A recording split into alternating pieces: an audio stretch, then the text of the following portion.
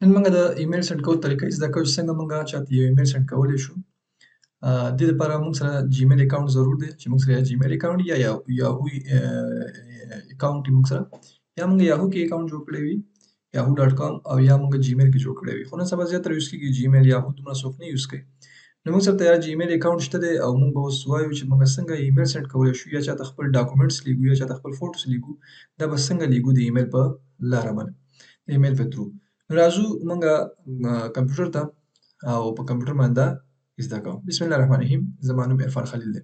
راځئ اوس موږ پریکټیکل ګورو چې څنګه موږ ایمیل سند کوو. لاړ به شو ګوګل کروم ته یا ګوګل کروم ته یا هر یو براوزر چې تاسو سره وي. ما سره ګوګل کروم دی، اوپرا دی، او کوم یو زه راځم ګوګل کروم ته. ګوګل کروم ما اوپن کړو.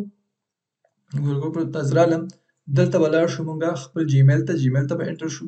په دې باندې به کلیک کړو. را به شو جیمیل ته. د 3 ډاټس دلته ما سره تیار خپل ایمیل اډرس شته دی. عرفان خلیل په نوم باندې زه په دې باندې دې کې ساین ان کېږم. په دې باندې به کلیک کړم، ساین ان. خپل پاسورډ به ورکړم.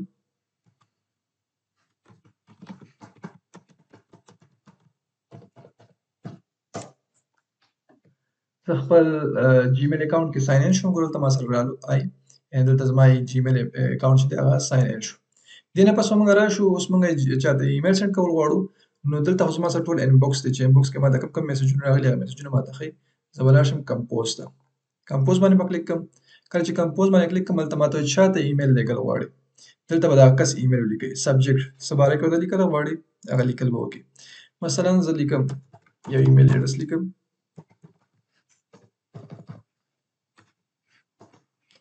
دا کس چې کوم کس ته ایمیل کول غواړي د هغه ایمیل اډرس به ولیکئ.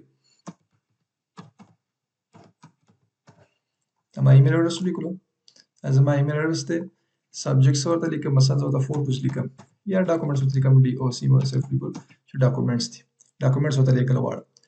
دلته ورته مکمل ډیټیلز لیکئ. د ډاکومنټس څه باره کې څه لیټر ورته لیکئ. مثلا زه ورته لیکم صرف های یا ورته لیکم سلام.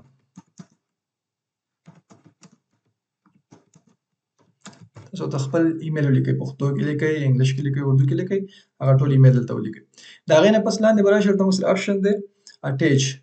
که تاسو سره فوټو اټیچ کول غواړئ یا مثلا کوم ډاکومنټس یې هغه ورته لیږل غواړئ. دلته اوس ما ډاکومنټ لیکم. زه مثلا ډاکومنټ درته سینډ کول غواړم نو اټیچ باندې به کلیک کړم.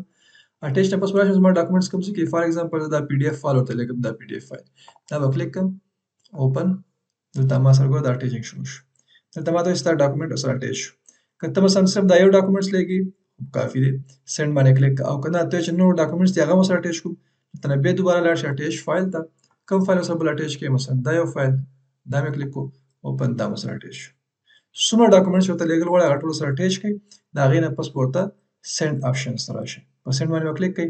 یا کوم یو ته ډیلیټ کول غواړئ واپس دلته ډیلیټ کول شي دا ډیلیټ کړئ، یا دې کې ایډیټینګ کول غواړئ هغه ایډیټ کړئ. د هغې نه پس سینډ. سینډ موږ کلیک کړو. اوس موږ ګورو زموږ فایل سینډ شو که نه. نو را به شو سینډ آپشنز ته. دلته موږ ته وایي ګوره ستاسو دا کوم فایل چې تاسو سینډ کړو یا کوم ډاکومنټس تاسو سینډ کړو هغه په دې ایمیل اډرس باندې سینډ شو. صحیح شو. دلته موږ سره دا واپس که موږ دا ریکارډ ختمول غواړو ریکارډ ختمولی شو، او که نه بس په دې موږ سره سینډ آپشن کې موږ سره پروت دی.